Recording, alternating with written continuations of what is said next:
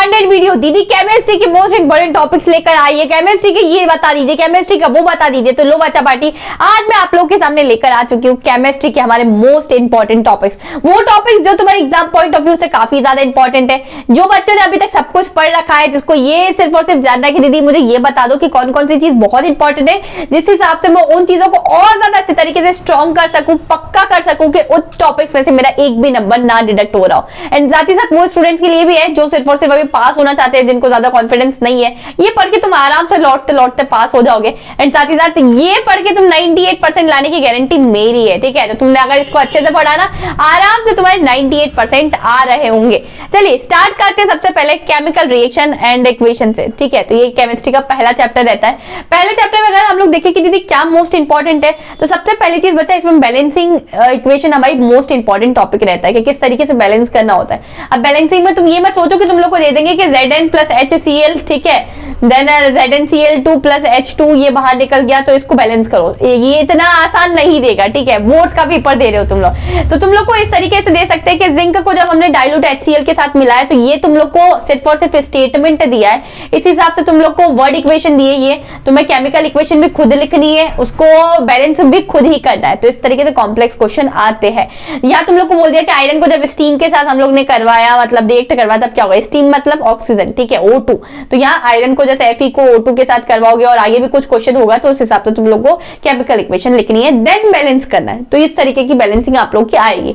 Next है types of chemical reaction and example. तो जितनी भी केमिकल रिएक्शन हमारी है, टाइप्स मतलब combination, decomposition, displacement, double displacement, and उसकी कम से कम दो एग्जांपल सभी के लर्न कर लेना। And redox reaction, redox reaction important है बिकॉज उसमें से किस तरीके से ऑक्सीडेशन रिडक्शन होता है, कौन ऑक्सीडाइजिंग एजेंट है, रिड्यूसिंग एजेंट है, ये चीजें तुमसे पूछी जाती है, तो पक्का पक्का कर जाना है, ठीक है। देन हमारे पास आता है ऑक्सीडेशन रिडक्शन, ये अभी जो मैंने बताया वही वाला टॉपिक था, तो सेम तुम लोग इसमें कंक्लूड कर लेना। Okay, next chapter that is chapter number 2 acid basis and salt. तो दीदी इसमें से क्या करना है, इसमें से मेनली बच्चा पार्टी मैं आप लोग को बता दूं जो बहुत ज्यादा फ्रीक्वेंटली आस्क्ड क्वेश्चन है वो है chemical reaction of acids and bases.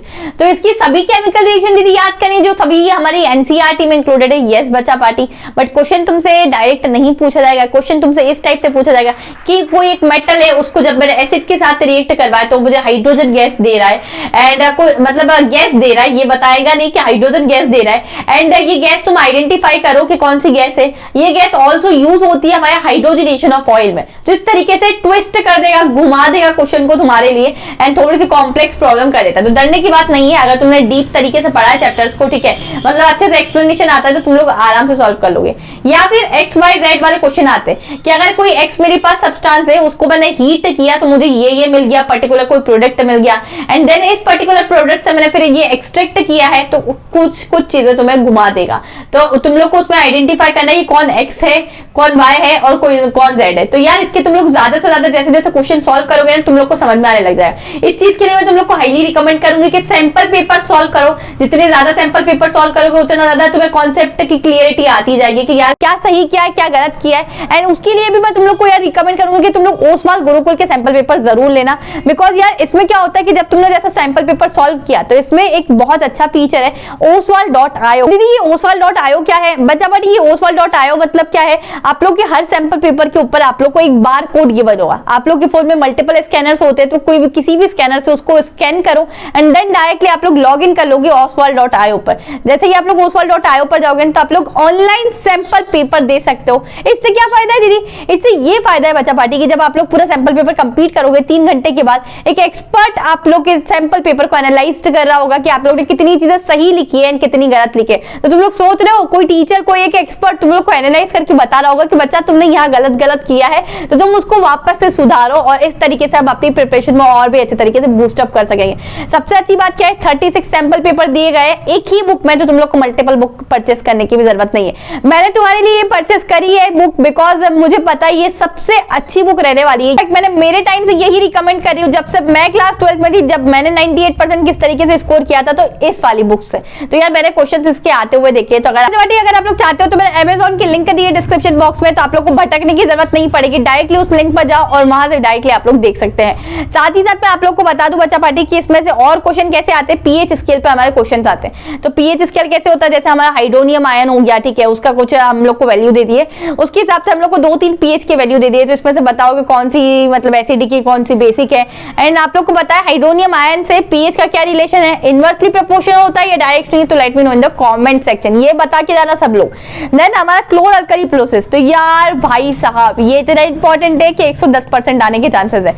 Her paper खोलकर देख लो, उसमें ये प्रोसेस तो मिलेगी मिलेगी, क्वेश्चन के फॉर्म में मिलेगी या फिर डायरेक्टली आस्क्ड होगी, पर ये बिल्कुल आनी ही आनी। तो नहीं पढ़ा या कच्चा पक्का पढ़ा है तो पक्का पक्का इसको लर्न कर लेना। देन होता है सॉल्ट्स एंड केमिकल फॉर्मूला, तो मैंने हमेशा बोला है कि जितने भी सॉल्ट्स है हमारे, जैसे bleaching powder, bleaching agent, POP, plaster of Paris, washing soda, baking soda, तो सभी को बहुत अच्छे तरीके से कर लेना यार, बिकॉज इसकी एक एक नंबर में हमें केमिकल फॉर्मूला लिखने को आता है। सॉल्ट्स की या तो केमिकल फॉर्मूला दे दिया होगा तो तुम्हें नाम बताना है, या फिर तुम्हें मतलब नाम दे दिया होगा तो उसका केमिकल फॉर्मूला लिखना है। तो इस तरीके से तुम लोग को चीजों को कर आना होगा। पर आते हैं that is metals and non metals. तो यार ये चैप्टर वैसे तो तुम लोग को आसान लगता है, ठीक है, बट इसमें से बहुत सारी चीजें हैं जो तुम लोग को पढ़ने लायक है। इसमें फिजिकल प्रॉपर्टीज की अगर बात करूं तो हमेशा एक नंबर का क्वेश्चन आप लोग की फिजिकल प्रॉपर्टीज से आएगा ही आएगा। ये कौन सा मेटल है जो गुड कंडक्टर ऑफ इलेक्ट्रिसिटी है, कौन सा जो लस्ट्रस होता है, मतलब जो एक्सेप्शंस के होते हैं ना वो क्वेश्चन ज्यादा आएंगे। जैसे बोल सकते हैं कि कौन सा ऐसा मेटल है जो लिक्विड होता है हमारा, तो इस टाइप से तुम्हें एक नंबर के क्वेश्चन आप लोग को आ सकते हैं। Then chemical reactions of metal, तो जितनी भी मेटल्स की हमें केमिकल रिएक्शन है बीच बीच में आप लोग को एनसीईआरटी में दे दी गई है।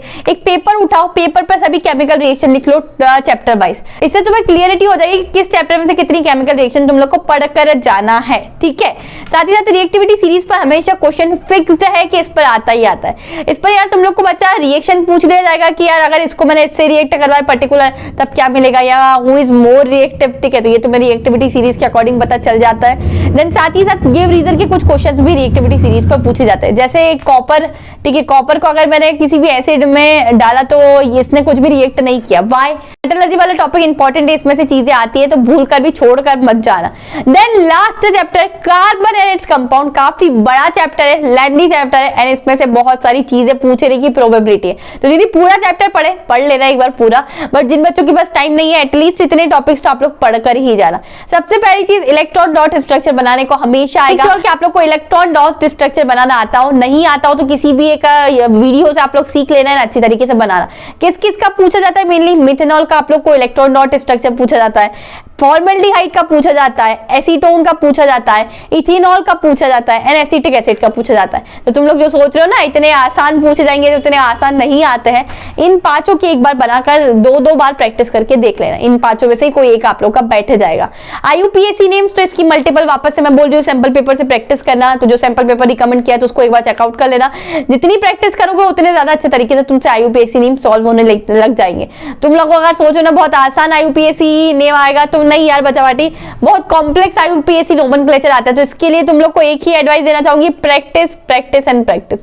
जितनी ज्यादा प्रैक्टिस करोगे उतनी ज्यादा चीजें क्लियर हो जाएगी। देन नेक्स्ट है आइसोमेरिज्म क्या होता है, ठीक है, तो आप लोग को पता है आइसोमेरिज्म आप लोग देख कर जाना, पेंटेन के 3 आइसोमर होते हैं तो वो पूछे जाते हैं आप लोग से, एंड पेंटेन, नियोपेंटेन, ठीक है, तो इस टाइप से ये चीजें कर जाना। फंक्शनल ग्रुप, तो फंक्शनल ग्रुप पर तुम लोग को वही आईयूपीएसी नेम से रिलेट करके भी क्वेश्चन आ सकता है, अलग से फंक्शनल ग्रुप आ सकता है कि फंक्शनल ग्रुप क्या होता है, कितने होते हैं उनको डिफाइन करो। अगर ऐसा कोई क्वेश्चन आ गया तो वो बड़े क्वेश्चन में आएगा, 5 नंबर समथिंग में आएगा, क्योंकि उसको डिफाइन करने में, हर फंक्शनल ग्रुप को डिफाइन करने में, उसका एक एग्जांपल देने में तुम लोग को काफी ज्यादा लेंथी वो क्वेश्चन हो जाएगा, ठीक है। देन स्टेरिफिकेशन एंड सपोनिफिकेशन का आप लोग को देख कर जाना है, बिकॉज ये जो रिएक्शन है ये काफी इंपॉर्टेंट है, एटलीस्ट 2-2 नंबर में रिएक्शन पूछ ली जाती है। साथ ही साथ इसके अलावा दीदी क्या इंपॉर्टेंट है तो मैं लिखना इसमें भूल गई हूँ, आप लोग वो लिख सकते हैं सोप डिटर्जेंट वाला टॉपिक जो आता है, मेरे को अभी याद आया कि वो भी बहुत ज्यादा आप लोग का इंपॉर्टेंट है। हमेशा सोप और डिटर्जेंट में से क्या पूछा जाता है, डिफरेंसेस पूछे जाते हैं कि इसमें से कैसा डिफरेंस होता है वो पूछा जाता है। और जो हमारा क्लींजिंग सोप का एक्शन होता है, क्लींजिंग एक्शन ऑफ सोप, तो वो पूछ लेना यार, वो हमेशा आता ही आता है, ठीक है। 3 नंबर का मैकेनिज्म उससे पूछा जाता है कि क्लींजिंग एक्शन ऑफ सोप कैसे परफॉर्म होता है, तो उसमें तुम्हें थ्योरी भी लिख कर आनी है, और जो क्लींजिंग एक्शन के 2 डायग्राम बनते हैं हमारे, वो भी तुम लोग को अच्छे तरीके से बिल्कुल अच्छे तरीके से बना कर आने। तो बच्चा कुछ ये टॉपिक्स थे जो कि बहुत ज्यादा इंपॉर्टेंट है तुम्हारे बोर्ड पॉइंट ऑफ व्यू से। इन टॉपिक्स को बिल्कुल भी मत छोड़कर जाना, बिकॉज इसमें से हमेशा ऐसे टॉपिक्स होते हैं कि जो बैठते ही बैठते हैं। एंड अगर आप लोग को वीडियो अच्छा लगा तो प्लीज वीडियो अपने दोस्तों के साथ शेयर करो, दूसरे बच्चों की भी हेल्प करो। एंड साथ ही साथ तुम लोग को ये पीडीएफ चाहिए हो तो टेलीग्राम ग्रुप पर मुझसे ज्वाइन हो जाना। टेलीग्राम चैनल का नाम है ड्रीम्स लर्निंग, तो आप लोग सर्च करोगे तो आप लोग को मिल जाएगा, अदरवाइज मैंने लिंक डिस्क्रिप्शन में दे दिया। तो आप लोग मुझसे इंस्टाग्राम पर भी ज्वाइन हो सकते हैं, जिसकी लिंक मैंने ऑलरेडी डिस्क्रिप्शन बॉक्स में दी है। एंड आप लोग मेरी फैमिली का हिस्सा बन सकते हो इंस्टाग्राम के थ्रू। जाते जाते लिख कर जाओ कि यार तुम लोग का कितना पोर्शन हमारा केमिस्ट्री का कंप्लीट हो चुका है। दीदी मेरे सारे चैप्टर्स चैप्टर्स कंप्लीट हो चुके हैं, मैं रिवीजन कर रहा हूँ, या दीदी मेरे कुछ कुछ चैप्टर्स बाकी है, या दीदी मैं को कुछ भी नहीं आता, मैं आपके टॉपिक से पढ़कर बहुत अच्छा तरीके से स्कोर करने वाला हूँ। और तुम लोग को कितनी परसेंट की एक्सपेक्टेशन है, let me know in the comment section. कौन कौन इस बार 95% ला कर रहेगा, फोड़ कर रहेगा? तो जाओ यार बच्चा पार्टी, आग लगा दो, जान लगा दो, इस बार हम लोग को 98% फोड़ना ही फोड़ना है। Bye bye.